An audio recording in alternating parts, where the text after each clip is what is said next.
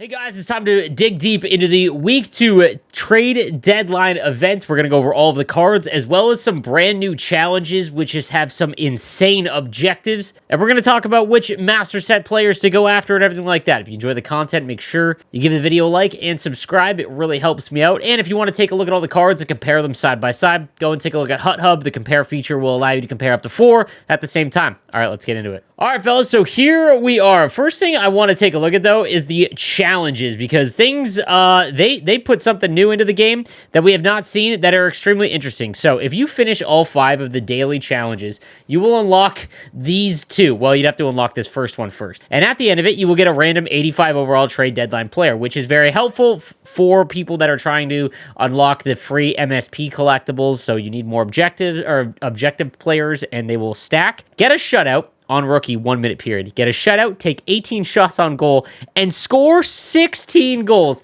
That is a goal basically every 10 seconds, essentially. Rookie goaltenders do not play like rookie, but essentially what you want to do is just do the Deke face-off win draw by just hitting up on the right thumbstick, and you should get a breakaway almost every single face-off. That's going to be pretty tough, and I will say it's always just a snooze fest doing these challenges. Giving them a little bit of a challenge makes it a little bit more fun, but I feel like this is going to get really frustrating really quick. If you do that one, you will get the next one where on Superstar in 1 minute periods, you have to score 4 goals, have 2 minutes time on attack, and have a maximum of 2 shots against, and you will get a free power-up collectible. So while the rewards are pretty sweet, the challenges are awfully difficult. First thing, let's take a look at the new cards that were traded. These are all custom build cards as well. So we'll start with the 86 Craig Smith. These cards will not go up. They've already been traded, so I just want to cover these really quickly. We've got the 6-foot Craig Smith 204 right-handed winger. He's got Protector and Magician as well as No Contest. This is simply just a card to help knock down objectives with. That'd be the only reason to go out and get him. Really nothing flashy here about Craig Smith. Garnet Hathaway gets a card. The right-handed winger has Gladiator and Protector, so he's got max body checking, but he already had it. He's 6'3", 208, 86 speed and acceleration. That's very, very low. I guess if you play squad battles or offline, you could probably get away with using him, but it's just way too slow at this stage of the game for online play, even though he is massive. Like, there is some value to that. No Contest is not a bad ability either, but this, again, would be just a card that you'd want to use to help knock down those objectives because they stack. And then we've got the 89 Dmitry Orlov, who was kind of the headliner going to Boston the other day with Workhorse and Wingman, Silver Truculence, and Gold 1T. This is a really nice card. Even though he's only 5'11", 214, he's got 92 speed, 92 acceleration, but Silver Truculence makes up for the fact he's only 5'11", and he's a decent skater. Right now, he's going for like 120,000 coins. If he drops to under 100, I actually think this is a sneaky buy if you are looking for a good left-handed defenseman. However, there are so many good left-handed master set defensemen that you probably okay in that regard. All right, now on to the cards that will get a +2 overall boost to their overall if they are traded. We'll start first with the 85 Gustav Nyquist from the Columbus Blue Jackets. Bombarded is an awful synergy. Protector is a pretty good one. I feel like a lot of people probably have that activated. He's got 90 speed and acceleration, so if you are looking for a card that is somewhat usable on like your bottom lines, if you are trying to play Hut Champs or Rivals with lower tiered trade deadline cards to again knock down those objectives, this could actually be a half decent one. And if he gets traded and goes up to an 87, he's already a decent skater. He's not going to be anything crazy for you, but this is an okay one if you are going to spend like 30, 40,000 coins to just get some cards to complete those objectives faster. Sean Monahan is up next, 6'2", 196 with Distributor and Elite Edges. Just far too slow of a skater, so again, this would be just a card to use for objectives, nothing else here. Matt Dumba is up next, 6', 181 with Well-Rounded and Booming Shot. They love Well-Rounded today, and it's not a bad synergy. There's just a lot of other better ones, in my opinion. 87 speed, 87 acceleration. Again, that's probably the bottom of, like, you could use him on your third pair if you're going to play Rivals and Champs, but more than likely, this is just another card for squad battles while you knock down those free objectives.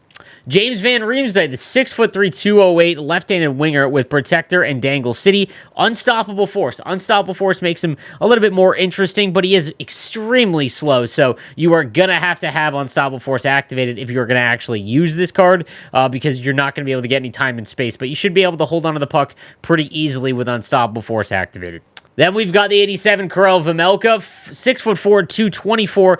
Guys, always be on the lookout for the goaltenders for these events because, again, you can throw them into your backup slot, and that's a very easy way to knock out free objectives by just having them in your lineup. So, again, something to keep in mind. He's also 6'4", 224, so who knows? Light work is the best ability. This might be a half-decent goaltender. We've got the 88 Luke Schenn, 6'2", right-handed defenseman, 225 workhorse, as well as fly the zone, 88 speed, 87 acceleration with silver shutdown. If he got traded, which the rumors are that he's probably going to, he would get up to the high 80s in terms of speed. Does have silver shutdown, which is nice. Like, that's not an awful card.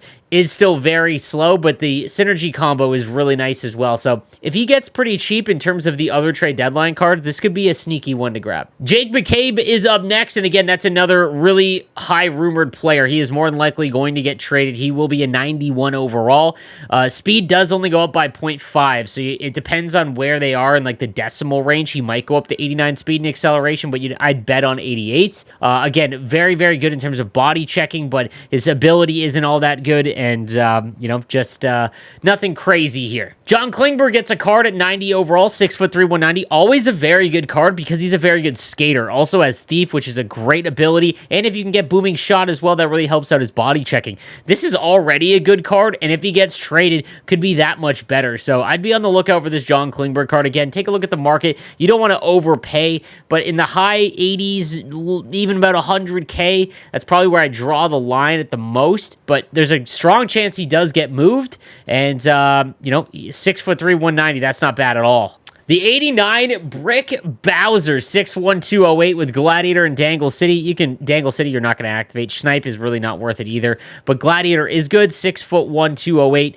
Pure right-handed winger, though. 90 speed, 90 acceleration. Nothing crazy about him either. So I'd probably sell these ones, guys, just because you might get more because of the anticipation of a trade. Because even if they are traded, I don't think they're going to get, a crazy boost in stats that make it worth it. And the last one is Patrick Kane. Now, he is almost certainly going to the New York Rangers, it appears, but there hasn't been any confirmation on that yet. So he is going to be a 94, it looks like, which would give him extremely high skating, almost a max shot. His hand stats will all be 99. However, he will get thrown around. If you had the MSP, I did the Winter National throwback one. He got tossed around a ton, but he is always a very fun card to just kind of deke around with. So again, it's going to depend on your play style, but he is more than likely going to be a 94 for sure. All right, now on to the MSPs, and I'll do a ranking of all of these MSPs, but I will say this is probably the most difficult event in terms of making a decision because they are all extremely even. All very good cards,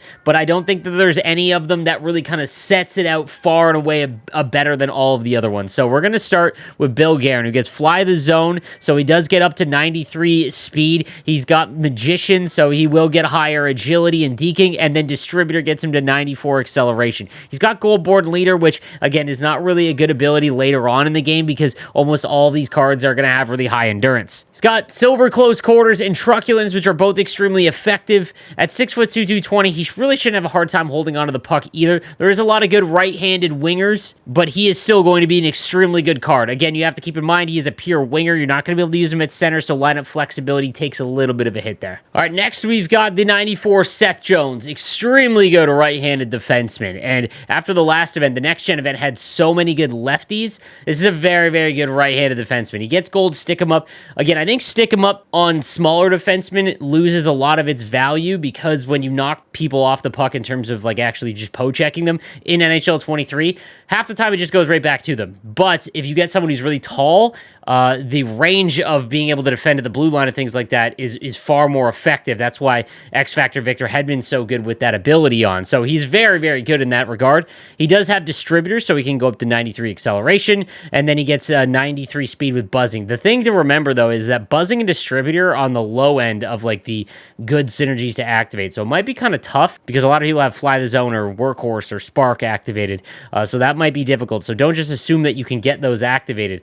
The other abilities, I wouldn't activate, but at 6'4", 219, really high body checking and gold stick him up. This is a very good right-handed defenseman card. The one issue is that I would still probably rather have Shea Weber, and he's much cheaper because you don't have to spend up to 94. Shea Weber at 92 with Silver Truculence, I think, is slightly better than Seth Jones. Then we've got the 94 Max Domi, 5'10", 194, a left-handed winger. You can play him at center, however. He does have Magician and, again, Workhorse, so he gets up to 96 acceleration and speed. Gold Elite Edges, which is fine and really fun, and Silver Truculence with wheels. I don't know if you guys saw on Reddit, there was a user that did a Reddit thread on wheels, and it just didn't have a huge difference between silver and gold wheels. So silver wheels, I think, might have it's not enough in this game because it's so expensive. So something to just keep in mind there. No Contest is good as well. This is again, depends on the division you're in. I think that if you use Connor Bedard and you struggled with him because he gets knocked off the puck very easily, this is the left-handed version of Connor Bedard. I personally won't be making him because while I do like Bedard, he has unstoppable force. Max Domi does not. He is going to get tossed around. Then we've got Hampus Lindholm because they just can't give us enough good left-handed defensemen. I feel like over the last two events, they have given us a season's worth of top-end left defensemen. 6'4", 215. He can get up to 94 speed and acceleration. And Gold Shutdown. Shutdown is a tough ability because it costs so much, but it basically does what Truculence and Stick 'em Up does on the rush. And the way this game operates, it activates pretty much all the time. There's just a few times when people are cycling in the zone that it might not activate, but it is an extremely good ability, but obviously very expensive. The thing about Truculence is no matter what, it's going to activate when you go to use it. Elite Edges is good. I probably wouldn't activate it on him. This is a great left-handed defenseman card. Like, if you didn't make, like, Sanderson or Power or Edvinson, I'd probably still go back and make one of them because it's cheaper, and then you could use, you could go with another forward or something like that from this event, but you're not going to be disappointed. This is one of the better left-handed defensemen in the game. And then lastly, we've got the 94, Anthony Mantha, 6'5", 234. He's got Spark, which means he gets to 93 acceleration, 92 speed, 97 agility. Here's the only issue, is that the only good ability he has is close quarters, and that's very expensive. So if he's not on your first line, that's going to be tough to justify. But the other benefit is because he's so big, he doesn't really need unstoppable force, and he doesn't really need any abilities. It's a lot like Yuri Slafkovsky from the last event. So I feel like a lot of people are going to be in a situation where if they have McDavid and you have Yager, like, he's not going to be above them. I'll talk about what I did on the No Money Spent team because I actually made Mantha, but that's a very unique situation. I'm excited to use this card. He's going to be very, very good, especially if you're in Division 1 and 2. And from people that have in my community that have already said they played a few games with him, there's like no complaints at all. He is going to be great, and I'm really excited to try him out. So guys, that is going to do it for everything that you need to know about Week 2, the trade deadline event. All of the sets remain the same. Let me know what you think in the comments section down below, and I'll see you next time. Have a good one.